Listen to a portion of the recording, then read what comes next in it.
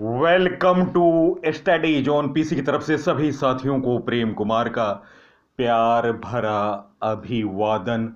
दोस्तों, आज मैं 30 मई 2023 डेली करंट अफेयर लेकर उपस्थित हूं। सबसे पहले सबसे तेज जानकारी, नवीनतम अपडेट, नए क्वेश्चन, विस्तृत व्याख्याओं सहित। दोस्तों, वीडियो का कंटेंट बेहतरीन है और परीक्षा की दृष्टि से क्वेश्चन को लिए गए हैं जो कि आने वाली परीक्षाओं के दौरान दिखाई पड़ेंगे।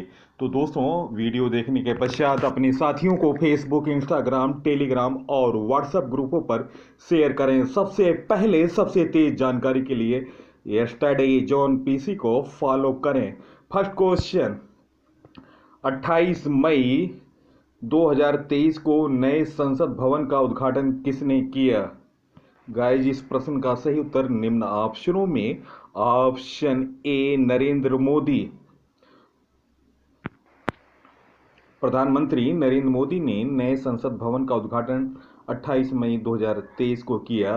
सेंट्रल विस्टा प्रोजेक्ट के तहत बनी यह बिल्डिंग प्रधानमंत्री की ड्रीम प्रोजेक्ट है।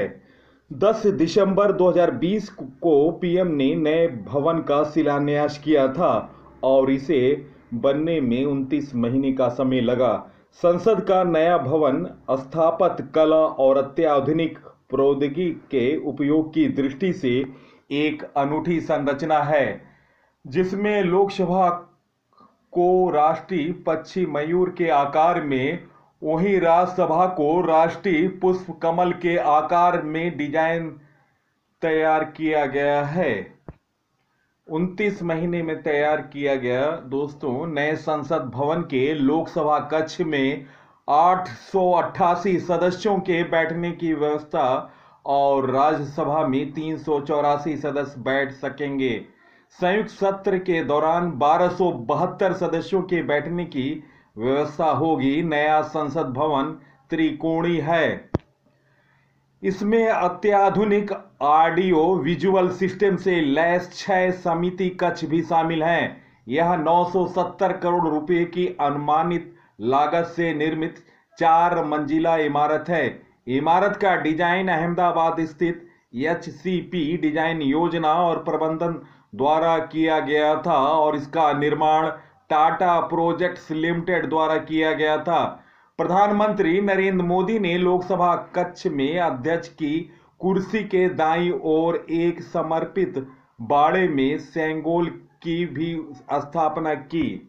दोस्तों, सेंगोल के बारे में जानकारी। सेंगोल चांदी और सोने से बना है। यह 5 फीट लंबा राजदंड है जिसे लॉर्ड माउंटबेटन ने 14 अगस्त 1947 को पंडित जवाहरलाल नेहरू को सत्ता हस्तांतरण के प्रतीक के रूप में दिया था। सेंगोल अतीत के तमिल साम्राज्यों का प्रतीक है। इससे पहले इलाहाबाद संग्रहालय में प्रदर्शित किया गया था। दोस्तों, एक नजर में नया संसद 4 मंजिला भवन और 3 दरवाजे हैं। नई इमारत 64,500 वर्ग मीटर में निर्मित है। सांसदों और वीआईपी के लिए अलग प्रवेश द्वार है। नए भवन पर भूकंप का असर नहीं होगा। भवन में 6 समिति कक्ष है और सदस्यों के लिए 92 कमरों की व्यवस्था है। लोकसभा और राज्यसभा कक्ष में प्रत्येक बेंच पर एक साथ 2 सदस्य बैठेंगे। पूरे भवन में 100% यूपीएस पावर बैकअप बैठने की व्यवस्था है। रेन हार्वेस्टिंग सिस्टम और जल पुनः चक्रण प्रणाली की सुविधा है। संविधान कक्ष में धरोहर का प्रदर्शन। नए भवन में एक संविधान कक्ष है जहां देश को लोकतांत्रिक धरोहर को प्रदर्शित किया जाएगा। भवन में सदस्यों के लिए पुस्तकालय, डाइनिंग रूम और पार्किंग की भी व्यवस्था रहेगी। भवन की संकल्पना सेंट्रल विस्टा में बनी हुई इमारतों की स्थापत्य कला से सामंजस्य रखते हुए की गई। दोस्तों, यह है नई संसद की आकृति और दोस्तों, नए संसद भवन का उद्घाटन हो चुका है और आने वाला दिन महत्वपूर्ण होगा। नेक्स्ट क्वेश्चन, हाल में किसने यूपीएससी के सदस्य के रूप में शपथ लिया? गाइस, इस प्रश्न का सही उत्तर निम्न ऑप्शनों में ऑप्शन ए सुमन शर्मा इस प्रश्न का सही उत्तर है।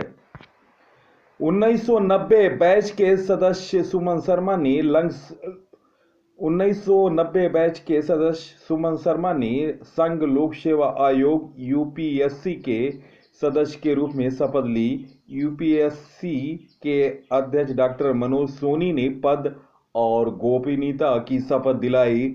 सुमन शर्मा ने 30 से अधिक वर्षों तक भारतीय राजस्व सेवा आयकर के अधिकारी के रूप में कार्य किया। Suman Sharma international taxation transfer pricing export promotion scheme और पावर ट्रेडिंग एग्रीमेंट्स जैसे विषयों से जुड़ी रही हैं। दोस्तों, यह है यूपीएससी में सदस्य के रूप में अभी हाल में शपथ लिया है सुमन शर्मा ने। यूपीएससी के बारे में जानकारी। यह भारत सरकार के अधीन समूह ए अधिकारी पदों के लिए भारत में केंद्रीय भर्ती एजेंसी है। यह भारतीय संविधान के अनुच्छेद 315 के तहत एक संवैधानिक निकाय के रूप में स्थापित है। यूपीएससी आईएएस, आईपीएस और आईएफएस सहित विभिन्न सिविल सेवाओं में भर्ती के लिए प्रतियोगी परीक्षाओं का आयोजन करता है। यह अखिल भारतीय सेवाओं अर्थात आईएएस, आईपीएस और आईएफएस में उम्मीदवारों के चयन और नियुक्ति के लिए जिम्मेदार है। यूपीएससी अन्य केंद्रीय सेवाओं जैसे आईआरएस, आईआरटीएस और अन्य में भर्ती के लिए भी परीक्षा आयोजित करता है। दोस्तों, यूपीएससी की स्थापना 1 अक्टूबर 1926 में की गई थी। संस्थापक था यूनाइटेड किंगडम सरकार। मुख्यालय नई दिल्ली है। हाल में नई नियुक्तियां। केवी विश्वनाथन और प्रशांत मिश्रा ने सुप्रीम कोर्ट के जज के रूप में शपथ ली। डीसीआई ने प्रमोद भसीन को अपना नया अध्यक्ष नियुक्त किया। पेट्रोल और प्राकृतिक गैस नियामक बोर्ड का अध्यक्ष ए.के. जैन को नियुक्त किया गया। अखिल भारतीय नाट्य परिषद का अध्यक्ष प्रशांत दामले को चुना गया। न्यूयॉर्क पुलिस विभाग में सर्वोच्च रैंकिंग वाली दक्षिण एशियाई महिला प्रतिभा भुल्लर बनी। सीबीआई का नया निदेशक प्रवीण सूद को नियुक्त किया गया, जिन्होंने 25 मई 2023 को अपना कार्यभार संभाल लिया। राजीव धर को राष्ट्रीय निवेश और अवसंरचना कोष NIIF का अंतरिम सीईओ नियुक्त किया गया। कोलकाता के एसएमपी बंदरगाह के नए चेयरमैन रथेंद्र रमन बने। बैडमिंटन एशिया ने उमर रशीद को तकनीकी अधिकारी समिति का अध्यक्ष नियुक्त किया। नेक्स्ट क्वेश्चन, हाल में किस राज्य ने हरित हाइड्रोजन पॉलिसी की घोषणा की? गाइस, इस प्रश्न का सही उत्तर निम्न ऑप्शनों में option A Himachal Pradesh. Option A इस प्रश्न का सही उत्तर है। हिमाचल प्रदेश के मुख्यमंत्री ने हरित हाइड्रोजन पॉलिसी घोषणा की। राज्य को हरित हाइड्रोजन उत्पादन के लिए एक प्रमुख केंद्र के रूप में स्थापित करना है। हिमाचल प्रदेश के सुरमय राज्य में प्रचुर मात्रा नवीनीकरण ऊर्जा संसाधन हैं, जिनमें पर्याप्त धूप, पानी और हवा शामिल है, जो इसे हरित हाइड्रोजन पैदा करने के लिए एक आदर्श स्थान बनाते हैं। दोस्तों, हिमाचल प्रदेश के बारे में जानकारी। राजधानी धर्मशाला और शिमला है। मुख्यमंत्री सुखविंदर सिंह सुक्खू हैं। राज्यपाल हैं शिव प्रताप शुक्ला। राजकीय पशु है हिम तेंदुआ। राजकीय पक्षी पश्चिमी ट्रागोपन। राजकीय फूल है दोस्तों गुलाबी बुरांश। हिमाचल प्रदेश में जिलों की संख्या 12 है। विधानसभा सीट 68, लोकसभा सीट 4, राज्यसभा seat 3।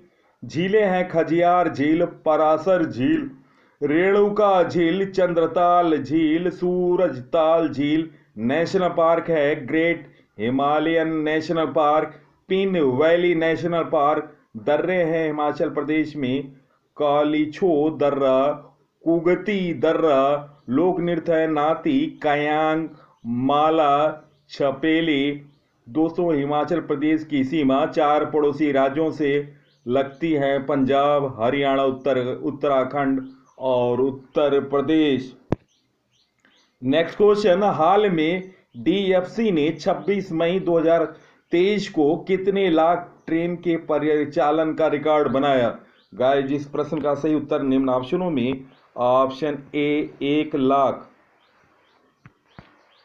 Dedicate freight corridor DFC ने शुक्रवार 26 मई 2023 को 1 लाख ट्रेन के परिचालन का रिकॉर्ड कायम किया। दादरी से रेवाड़ी एफसी खंड पर रेलवे बोर्ड की सदस्य जया वर्मा सिन्हा ने 1 लाखवीं ट्रेन को झंडी दिखाकर रवाना किया। दोस्तों, आपको बता दूं, डीएफसी पर पहली गाड़ी को प्रधानमंत्री नरेंद्र मोदी ने 29 दिसंबर 2020 को हरी झंडी दिखाकर रवाना किया था। नेक्स्ट क्वेश्चन, केंद्र सरकार ने चीता स्थानांतरण की समीक्षा के लिए कितने सदस्यीय निगरानी समिति बनाई? गाइस, इस प्रश्न का सही उत्तर निम्न ऑप्शनों में ऑप्शन ए 11। केंद्र सरकार ने चीता स्थानांतरण की समीक्षा के लिए 11 सदस्यीय निगरानी समिति बनाई। राष्ट्रीय बाघ संरक्षण प्राधिकरण ने मध्य प्रदेश वन विभाग और एनटीसीए चीता परिचय की समीक्षा, प्रगति, निगरानी और सलाह के लिए चीता परियोजना संचालन समिति का गठन किया। 11 सदस्यीय समिति की अध्यक्षता ग्लोबल टाइगर फोरम के महासचिव डॉक्टर राजेश गोपाल करेंगे। इसमें अंतर्राष्ट्रीय चीता विशेषज्ञों का 4 सदस्यीय परामर्श पैनल भी होगा। महत्वपूर्ण जानकारी, भारत सरकार ने प्रोजेक्ट चीता के तहत नामीबिया और दक्षिण अफ्रीका से कूनो नेशनल पार्क में चीते मंगाए हैं। नेक्स्ट क्वेश्चन, हाल में आरबीआई ने मराठा सहकारी बैंक को किस बैंक के साथ विलय की मंजूरी दी? गाइस, इस प्रश्न का सही उत्तर निम्न ऑप्शनों में option B Cosmos cooperative bank. RBI ने मराठा सहकारी बैंक के कॉसमस को कोऑपरेटिव बैंक के साथ विलय की मंजूरी दी। यह विलय आरबीआई की घोषणा के अनुसार 29 मई 2023 से प्रभावी होगा। भारतीय रिजर्व बैंक के बारे में जानकारी, स्थापना 1 अप्रैल 1935 को हुआ, मुख्यालय मुंबई है और वर्तमान गवर्नर हैं शक्तिकांत दास, 25वें भारतीय रिजर्व बैंक के गवर्नर हैं। नेक्स्ट क्वेश्चन, हाल में 2 लाख रुपए क्रेडिट कार्ड का यूपीआई से जोड़ने में सक्षम बनाने वाला पहला भुगतान डिजिटल ऐप कौन बना? गाइस, इस प्रश्न का सही उत्तर निम्न ऑप्शनों में ऑप्शन ए फोन पे इस प्रश्न का सही उत्तर है। फोन पे 2 लाख रुपए कार्ड को यूपीआई से जोड़ने वाला पहला भुगतान ऐप बन गया। ग्राहकों के पास यूपीआई के माध्यम से लेन देन के लिए अपने रुपे कार्ड का उपयोग करने के पर्याप्त अवसर हैं। फोन पे के बारे में जानकारी, स्थापना फोन पे की 2015 में हुआ, मुख्यालय बेंगलुरु है, फाउंडर एंड सीईओ हैं समीर निगम। नेक्स्ट क्वेश्चन, हाल में कहां के पशुपालन और मत्स्य पालन विभाग ने स्कॉच सिल्वर अवार्ड जीता? गाइस, इस प्रश्न का सही उत्तर निम्न ऑप्शनों में ऑप्शन ए चंडीगढ़ इस प्रश्न का सही उत्तर है। पशुपालन और मत्स्य पालन विभाग चंडीगढ़ और को स्कॉच सिल्वर अवार्ड 2023 प्रदान किया। इस विभाग को यह अवार्ड विभाग द्वारा मवेशियों के इलाज के कंप्यूटरीकृत मेडिकल रिकॉर्ड में ई गवर्नेंस के लिए दिया गया। यह वेब आधारित एप्लीकेशन सॉफ्टवेयर 5 सरकारी पशु चिकित्सा और चंडीगढ़ के 9 पशुपालन उपकेंद्रों के पशु चिकित्सा विभाग की आवश्यकताएं पूरी करता है। यह देश में अपनी तरह का पहला प्रोजेक्ट है। नेक्स्ट क्वेश्चन, हाल में 2023 Superbet rapid and blitz Poland का खिताब किसने जीता? गाइस, इस प्रश्न का सही उत्तर निम्न ऑप्शनों में ऑप्शन बी मैग्नस कार्लसन इस प्रश्न का सही उत्तर है। मैग्नस कार्लसन ने सुपर बैट रैपिड विल्टेज शतरंज पोलैंड 2023 प्रतियोगिता जीता है। विश्व शतरंज चैंपियन मैग्नस कार्लसन ने पोलिश यहूदियों के इतिहास के संग्रहालय में ग्रैंड शतरंज टूर GCT के दूसरे चरण 2023 Superbet rapid and blitz Poland खिताब जीता। नॉर्वे के ग्रैंड मास्टर और विश्व के नंबर 1 मैग्नस कार्लसन ने 24-36 के स्कोर के साथ समाप्त किया और दोस्तों $1,40,000 का पहला स्थान जीता है दोस्तों इन्होंने। नेक्स्ट क्वेश्चन, मलेशियाई बैडमिंटन मास्टर का गोल्ड मेडल किसने जीता? गाइस, इस प्रश्न का सही उत्तर निम्न ऑप्शनों में ऑप्शन ए HS प्रणय इस प्रश्न का सही उत्तर है। भारत के स्टार शटलर HS प्रणय ने मलेशिया कुआलालंपुर में खेले गए मलेशिया मास्टर में गोल्ड मेडल जीता। प्रणय ने फाइनल मुकाबले में चीन के वैन होंगयांग को तीनों सेट के मुकाबले में 21-19, 13-21 और 21-18 से हराकर जीता और दोस्तों 2 सेट में इन्होंने जीत हासिल की। एक सेट में उन्हें 13-21 से पराजय का मुंह देखना पड़ा था। दोनों के मध्य बेहद रोमांचकारी मुकाबला 94 मिनट तक चला। प्रणय साइना नेहवाल और PV सिंधु के बाद मलेशिया मास्टर चैंपियनशिप जीतने वाले तीसरे भारतीय बन गए। तो यह क्वेश्चन बन सकता है, मलेशिया मास्टर चैंपियनशिप जीतने वाले तीसरे भारतीय कौन हैं? तो आपका जवाब होना चाहिए HS प्रणय। और मेंस कैटेगरी में जीतने वाले पहले भारतीय हैं HS प्रणय। इस सीजन का प्रणय का यह पहला मेडल है। प्रणय के साथ भारत को चैंपियनशिप में 4 बार जीत मिल चुकी है दोस्तों। पहली बार मेंस सिंगल्स में यह पहला गोल्ड मेडल आया। 3 बार विमेंस सिंगल्स में भारत ने गोल्ड जीता। 2 बार PV सिंधु और 1 बार साइना नेहवाल ने जीत हासिल की। और क्वेश्चन यह बन सकता है कि मलेशिया ओपन मेंस में भारत ने कितने गोल्ड जीते? तो आपका उत्तर कि अब तक 1 गोल्ड मिला है और प्रणय ने यह गोल्ड मेडल जिताया है। दोस्तों ये हैं HS प्रणय जिन्होंने मलेशिया मास्टर में गोल्ड मेडल जीतकर भारत को गौरवान्वित किया है। दोस्तों वीडियो का कंटेंट कैसा लगा, मेरा प्रयास आपको कैसा लग रहा है और मेरे द्वारा किए गए बदलाव आपको निश्चित तौर से बेहतर लग रहे हों तो आप इस वीडियो को लाइक, शेयर और सब्सक्राइब करें। सबसे पहले सबसे तेज जानकारी के लिए स्टडी जोन PC को फॉलो करें और सब्सक्राइब करें नवीनतम जानकारी, नवीनतम अपडेट के लिए और रोज देखें नवीनतम जानकारी से जुड़े हुए वीडियो को नवीनतम जानकारी सीरीज में। और तमाम वीडियो हैं जो कि परीक्षा के दृष्टि से महत्वपूर्ण है। तो दोस्तों इसी के साथ मैं इस अंक से विदा ले रहा हूं। अगले अंक में आपसे मुलाकात होगी, तब तक के लिए नमस्कार, वंदे मातरम।